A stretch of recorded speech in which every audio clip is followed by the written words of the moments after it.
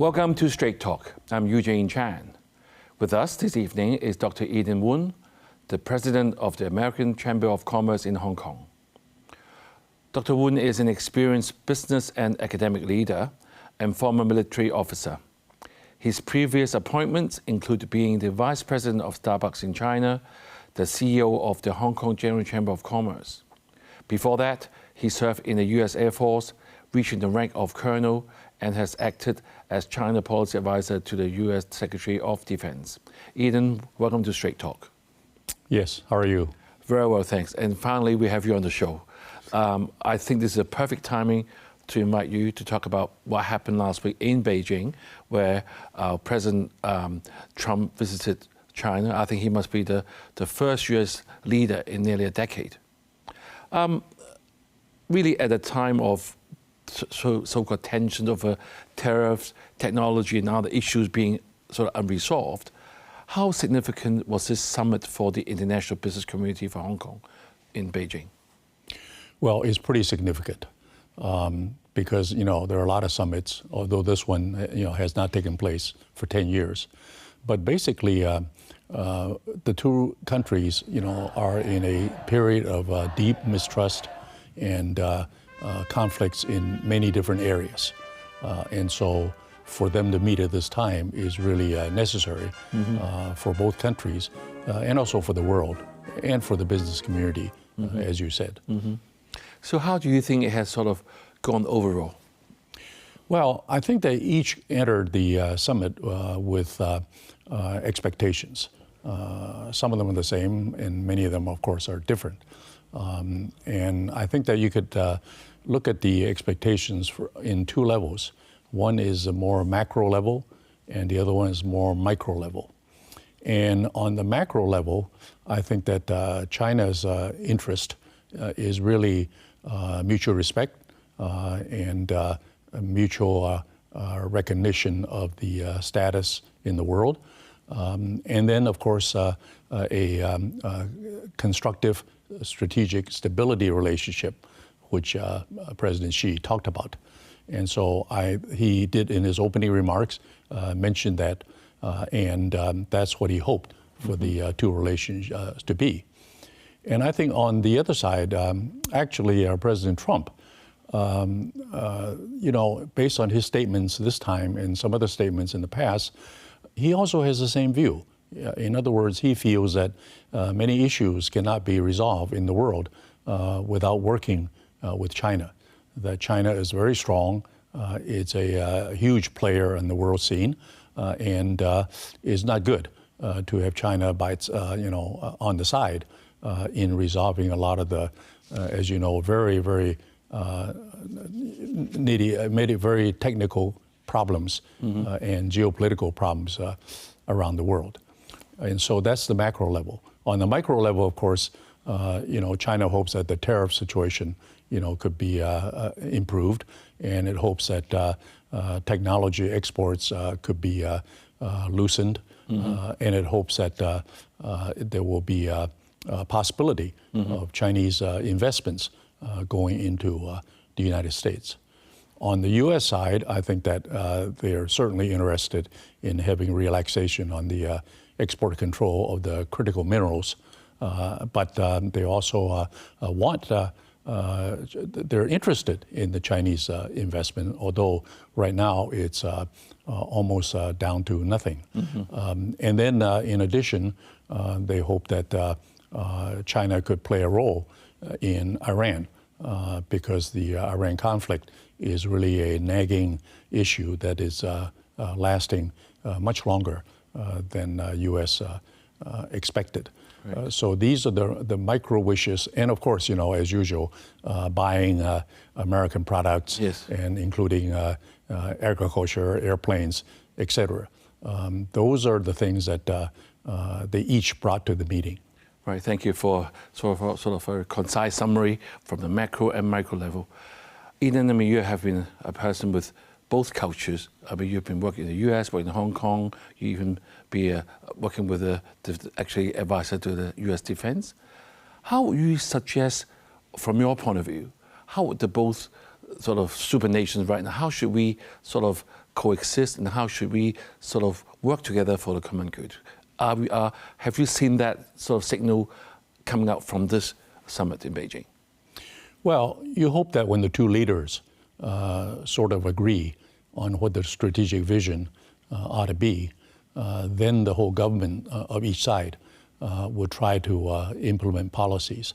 Now, it doesn't mean that China doesn't think that the U.S. Is problematic, and the U.S. thinks that China is problematic.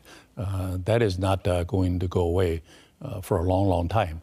But I think that the mutual distrust and also the feelings about both countries, can be improved when the leaders are speaking of working together more. Right, but I think as a viewer looking at the television or reading newspaper, we see that a lot of goodwill, a lot of effort has been put into the meeting. You see that the U.S.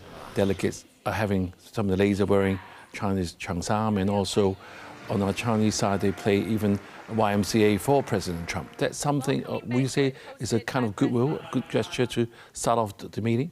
Well, I think that on the macro level that I mentioned earlier, this summit was a success.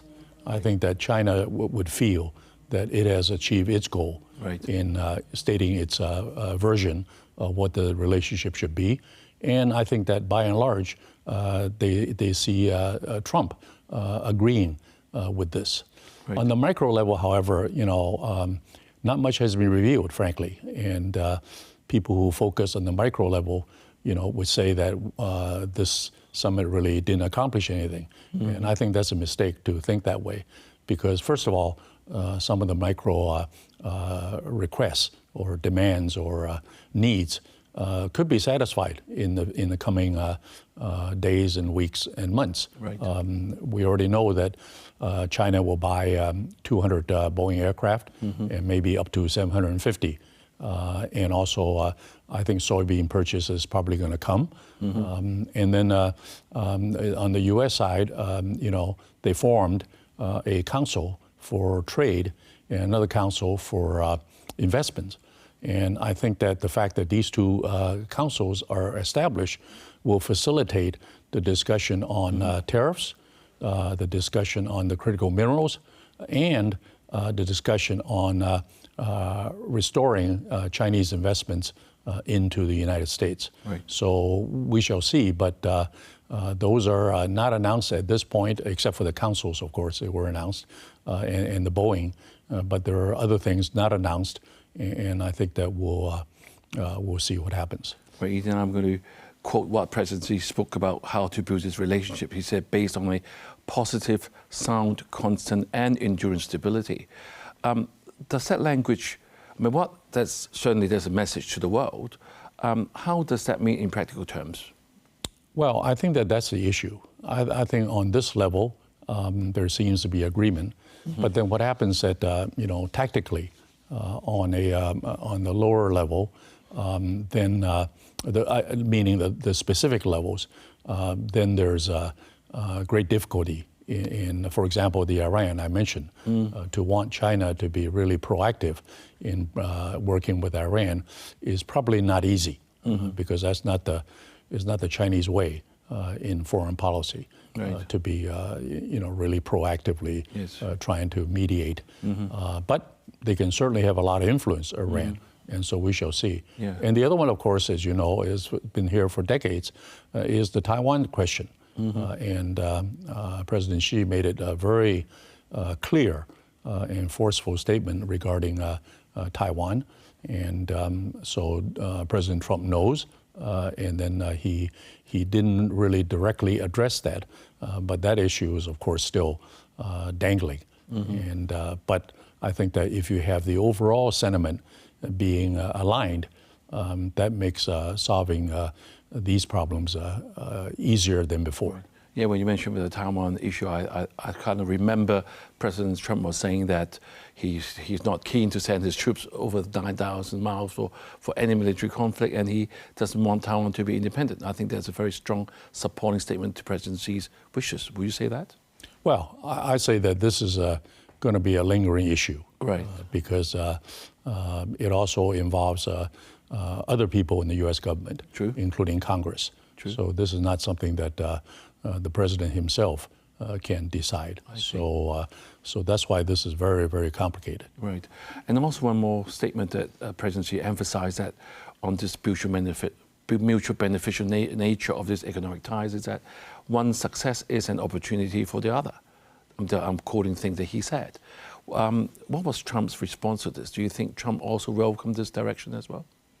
Well, I think so. You know, Trump is famous for deal making. Right. And most deals, for it to be successful, is win-win. Right. Not just one side wins. Okay. So whatever agreement comes out, hopefully there will be gains on both sides. For example, on technology, the restrictions have hurt China, but on the other hand, it has propelled China into a really a very, very focused effort to develop its own chips, etc. Right. But on the other hand, restricting means that you can't sell to China, and that's why you have NVIDIA, for example, so eager because they're gaining a lot of revenue from China. So this is what I mean by you got to work out a solution that could be win-win. Right. Eden, let's go for a short break now. We'll be back for more Straight Talk.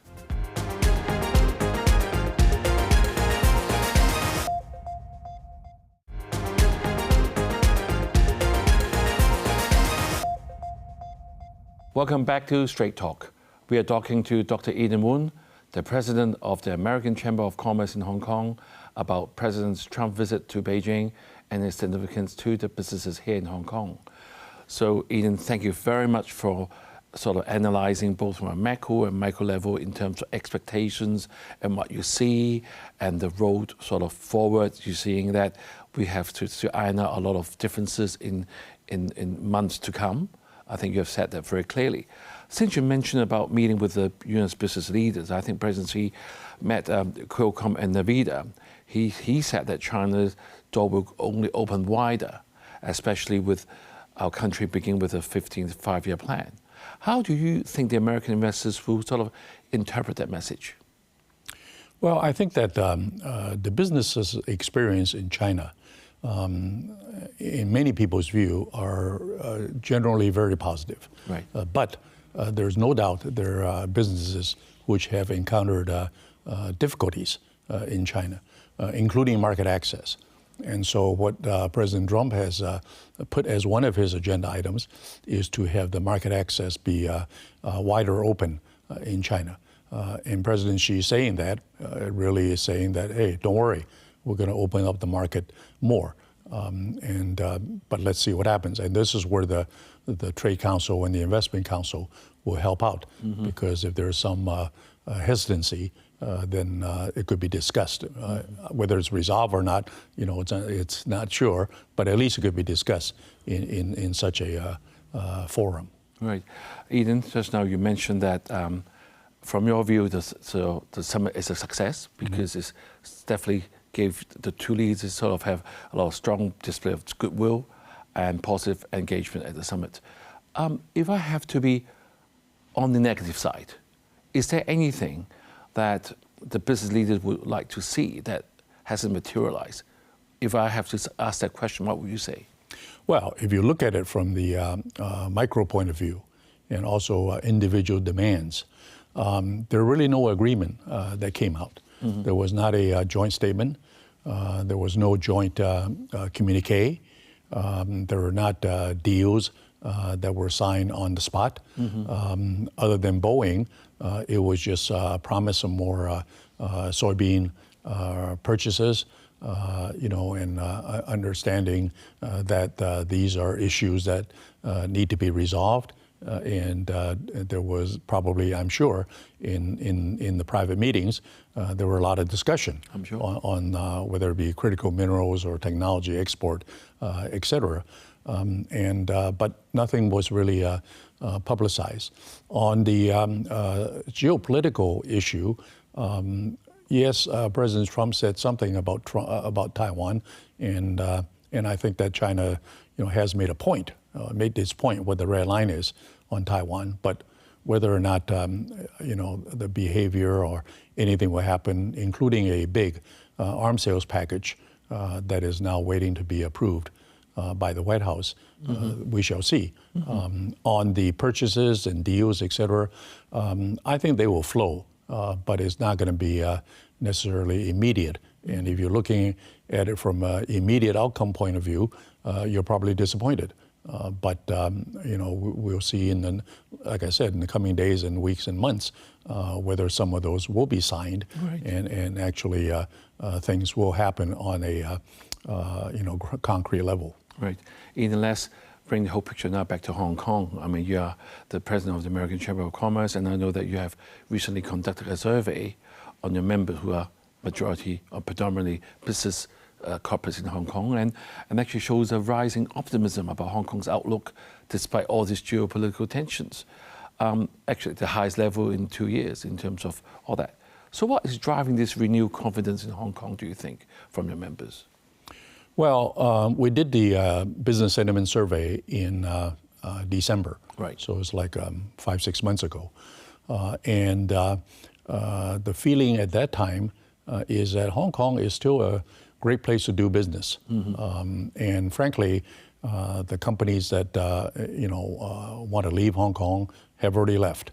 And so it's natural that the ones that chose to stay and the ones that are left behind are more positive about Hong Kong. Right. And so I think for many different reasons, the geographical position, the other characteristics of Hong Kong that is different from mainland China, and also the fact that it does have a international character, DNA, and also it's a big number 3, I think, international finance center. Right. So all those make for a very optimistic view on Hong Kong. Right. However, I have to add that in the survey, and that has been true for the last 3 years, geopolitical tension is the number one worry of these businesses.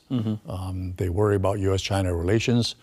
They worry about the tension and the policies that come from each side, and that is number one worry. Right.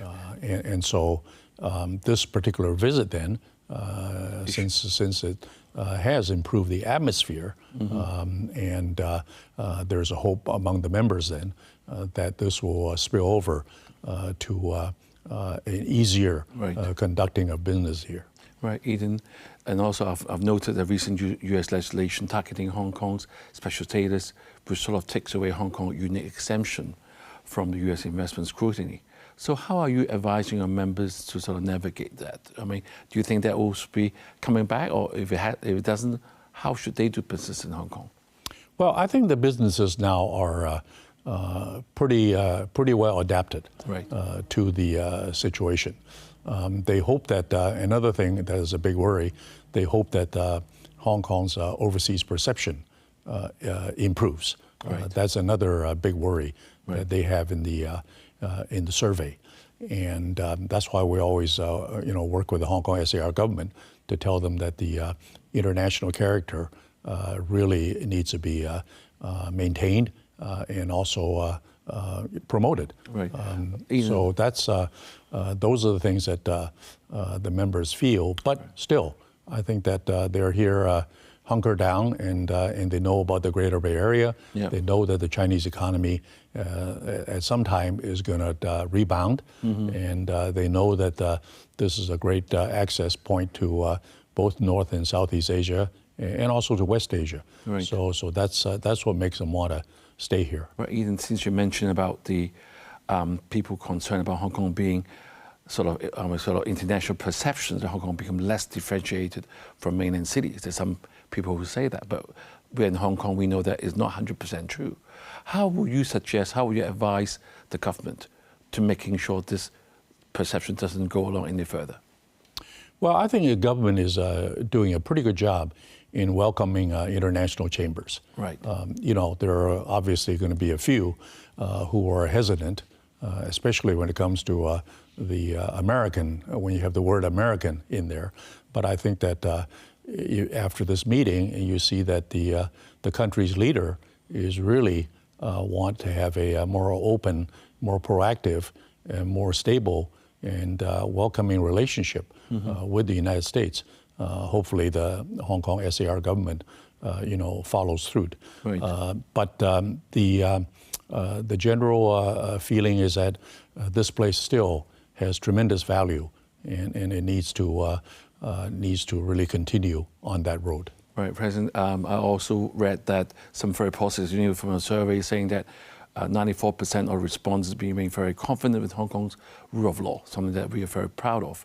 And I'm sure that will be a very good sort of sign for so-called predictability and certainty for doing businesses here. What do you think of that as well? Well, doing business is now going on according to the members in a normal way. And so, obviously that has to be watched all the time. But so far, according to the members, they seem to feel that the way business is conducted here is can be fairly stable. Right. So I'm going to ask you the last question. We know that I think we both agree that President Trump's Beijing visit has been successful in sort of stabilizing U.S. and China relations and especially tensions. So what opportunities do you see for Hong Kong now, being sort of in a way we are part of China, but we have one country, two system? How can we sort of, is there any more that we should do to continue being very relevant in this business world from your point of view? Well, Hong Kong's competitiveness really derives from both being part of China and also being a international hub. And the international hub aspect has been under pressure because of the geopolitics. So with an improvement of U.S.-China relations and also the geopolitical tension lessened, this is bound to be good news for the businesses. However, I want to mention that the road ahead is not easy. There are many in the each government, I'm sure, which are very suspicious of how this can go forward. Right. And so we're going to have to see in the year, a couple of years ahead, many obstacles. Right. But hopefully, with the two leaders agreeing, aligning on the general vision, then these obstacles can be overcome one by one. Right, I'm afraid we have to leave it there. And thank you very much, Eden, for your wisdom. American companies aren't walking away from Hong Kong.